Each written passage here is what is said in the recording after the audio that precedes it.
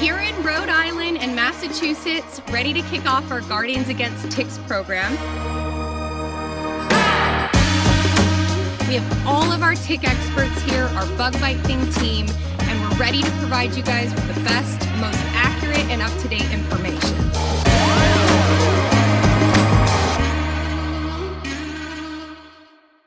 Well, welcome, Laura. Thank you.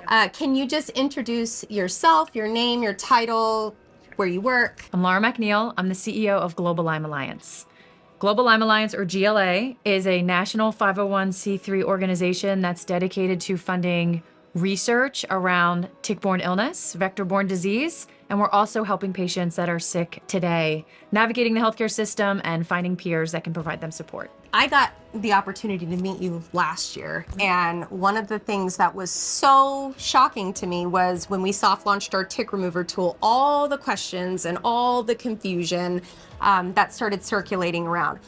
In particular, people that were actually getting diagnosed with Lyme disease and don't know what to do next. Just talk about Lyme disease and what you're seeing on your end. So there's Lyme, and then there's Lyme Plus is what we're starting to call it, which is all the other co-infections that can also come from a tick bite. So I think a lot of people know what Lyme disease is, or at least they have a basic understanding of, comes from a tick, and I'm gonna get maybe the summer flu, or I'm gonna have swollen joints, I'm gonna feel really yucky, and then I'm gonna know it's Lyme disease, or I'm gonna have a bullseye rash. Right. Not everybody gets a bullseye rash, and not all of the bacteria that you can get from a tick will even provide a bullseye rash. So what you really need to do is be checking for ticks all the time. If you find one on you, you should be removing it with the Bug Bite Thing tick removal tool. But really have that handy because it's a good reminder to check for ticks. Right. One thing I want to say that I've learned since coming into this community is you do not have to go out into the deep woods and go hiking and backpacking to have a tick find you. Right. They are coming right into your yard on those beautiful deer, the rabbits. I mean, if your yard looks like a Disney movie, there are ticks in your yard. Right. And our pets, right? They're going out into the world and they're bringing those ticks in. And so you should be always very tick aware. If you find a tick on yourself, safely remove it. You should be keeping that in a freezer bag and until you feel some symptoms, or you can right away send it. I always recommend tick report, but send it off. Right. Find out what was in the belly of that tick so you really know what symptoms to look for. With all of the co-infections that can come from a tick bite, there's a lot of different symptoms, and that's the tricky part about Lyme disease. There's the common symptoms for Lyme disease in and of itself are going to be that swollen joints, the flu-like feeling, maybe a headache that doesn't go away very easily or doesn't go away with medication. But you can have upset stomach. I mean, it can really range. So if you think you've been exposed or live in an endemic area and you think it's Lyme disease, what you want to do is go to your doctor as soon as possible and let them know you think you've been exposed to Lyme disease. They can run blood tests today.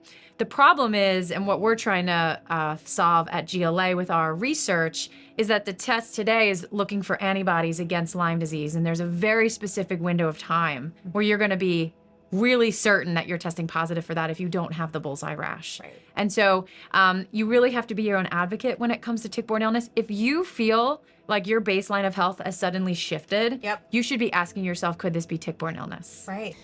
Can you talk a little bit about GLA's programs and the things that you're seeing grow quickly just since you've been on board? Absolutely. So we have a program that's our mentor program. It's a peer-to-peer program. So we do our best to match demographically the best way possible. So you and I might match together because we're mothers of children of the similar age. We might have been exposed at around the same time, or we're taking care of a loved one that's around the same age. And so we'd be paired up to say, let's trade some notes. What did you do? How did you combat that? How did you communicate with the school? How do I tell my employer? Oh man, I have to take a semester off of school because I'm just so tired all the time because of my Lyme disease and I need some empathy from somebody else. Yeah. That's what our peer-to-peer program provides today. So if you are out there and you feel very alone, which this disease can be very isolative, we have people out there that are willing to spend time with you. It could be one call, it could be one call a week. It's really designed by the pair, and you can just trade notes and have that real empathetic conversation with somebody else. And most importantly, the other side is the flip side. You have people who've gone through their Lyme journey who've gotten better. That's right. There is success stories. How can people who have been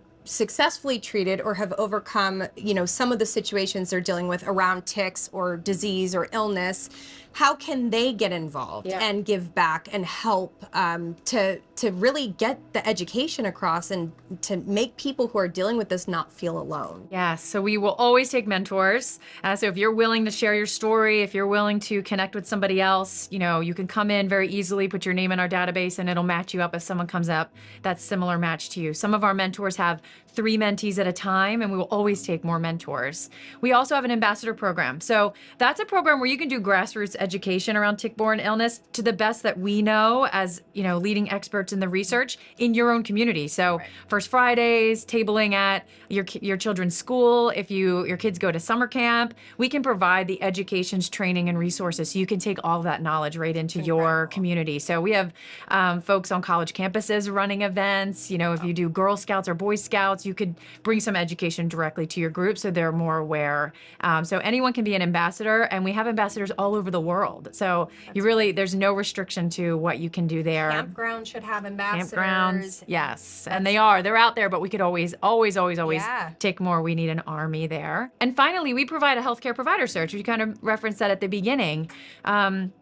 Unfortunately, today, there's a big gap in understanding of what's actually happening in a human body when exposed to a vector-borne disease. And when patients present at an MD office, it might be dismissed. That MD might not understand, or they might say, listen, I'm not going to run that test. And you feel, wow, I'm getting pushed out and I don't understand why.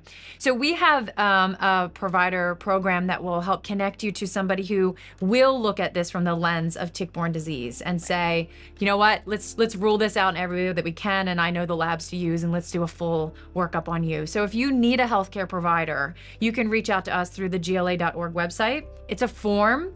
It's all confidential, and you can let us know what's going on, and we'll do our best to get you to a Lyme literate neurologist, a Lyme literate just general practitioner, or a holistic doctor if that's something you're looking for. We are encouraging as many MDs, healthcare providers out there as they're doing their continued education credits to choose tick-borne illness, find out what the latest is, so if a patient presents in front of you, you can be armed with a different way to look at how they're presenting. And if they're seeing anything on their end, any increase of people coming in or any symptoms they're noticing that seem out of the ordinary, or over time, they should be reaching out to organizations like GLA and some of our other partners so they can get looped in and become a Guardians Against Ticks and help spread proper information, the most accurate, up-to-date information. Right, and that's how Lyme disease was named. It was a practitioner who noticed a pattern in their community that, wow, so many kids that I treat for rheumatoid arthritis live down the street from each other, across the street from each other. This must be something that's infectious, and that's when they started to discover it was actually coming from the tick. And how many other people, just in your own experience, are getting diagnosed with something, live with it for so long, and then even are educated about ticks, get tested and understand that's what the culprit could have been this entire time. Yeah, Lyme bacteria only stays in your bloodstream for a very small window of time, and then it leaves your bloodstream and goes into your physical system. So Lyme carditis or neurological Lyme, and that can look like a lot of other things. It's the great mimic. Right. So you're presenting with symptoms that very well match with MS or Parkinson's disease, early onset Alzheimer's, and really it's a medical condition that's underlying some of those symptoms. And that's a really hard point in that patient to doctor moment to say, wait a minute, can we stop and see, could this be an infectious disease from a tick bite, especially if you never found that tick. Right. And ticks have designed themselves to be very evasive. Yes, absolutely. Is there anything else that you want to get out there? Messaging, like anything that drives you crazy, anything that frustrates you around this, anything that you want other people, doctors, scientists, anybody in this space that you would want them to know? You have to be your own advocate. And if you're a parent or you're a caregiver to somebody who you think is sick, you have to be their advocate too. So again, be a little pushy. That's okay. I think in this case, I would rather walk out and apologize for over-asserting myself and being wrong than folding under the first answer, and then a few weeks, few months, few years later, I'm debilitatingly sick, or the person I'm taking care of is worse. So my big message is push, be your own advocate. Come to GLA.org. You can find some really reliable information. We are pushing out all of the latest research and everything that we can know today. And so if you need to have a backup when you go into your MD's office, print something off of our website and take it with you, because that's the information the data, we're trying to bring forward. Yeah. And if you find that tick, which we say, the tick you find is you've won the lottery, right? You found the tick, you've removed it, which we have a wonderful tool to do that. Get it intact, send it off to a lab to find out what was in that tick.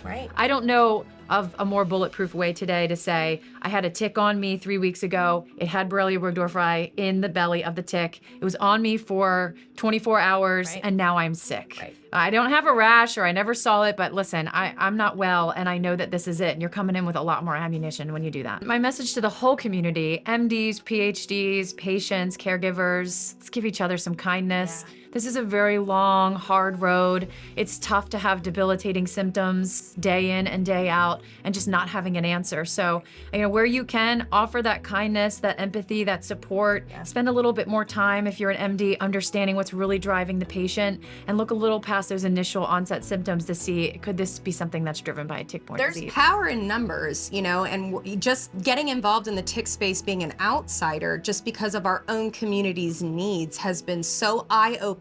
Have an appropriate level of fear of ticks. Doesn't mean you can't go outside. Just have your tick removal tool, use preventative sprays. Do your tick checks and be very aware. And this is all the time. That ticks do not discriminate. I'll share a small anecdotal story. Our chief scientific officer at GLA has been studying tick-borne illness for over 30 years.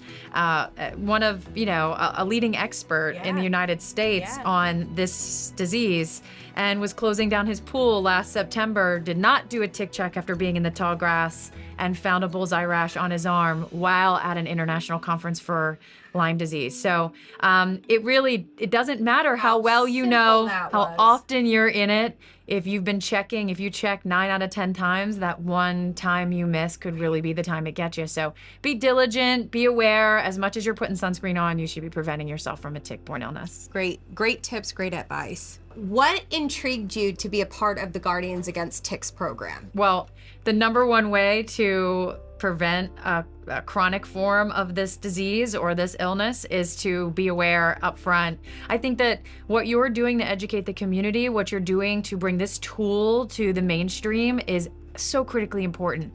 Most people don't think about checking for ticks, but if you have this tool at the ready, you're going to think about checking for ticks. And so I just think it's critically important that we team up and we help to educate everybody that you should be checking your body, checking your loved ones, looking in the crevices, taking showers right after you go outside, put your clothes in the dryer for 30 minutes, among other things. And if you find a tick, do it safely. Even as recent as last week, I've heard someone say, well, I found that tick, but I lit it on fire.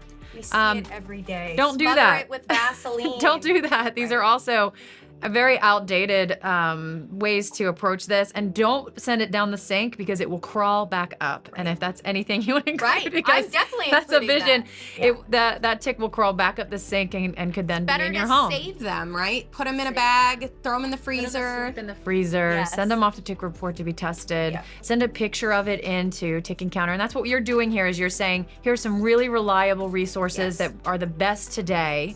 And if you really want to understand the journey beyond the tick bite, or I felt sick and I haven't gone back to my baseline health, that's where GLA comes in. So globallymealliance.org. And we're always putting out information, webinars, and sharing the best of the best, which includes both of these. And all the resources. So we're so incredibly excited to have you a part of this, and all of the knowledge that you and your organization bring, and the resources we can send not only our communities, but all of the communities to have an actual solution on their journey. So we're on our way. Thank you so much for being part of this. You're welcome.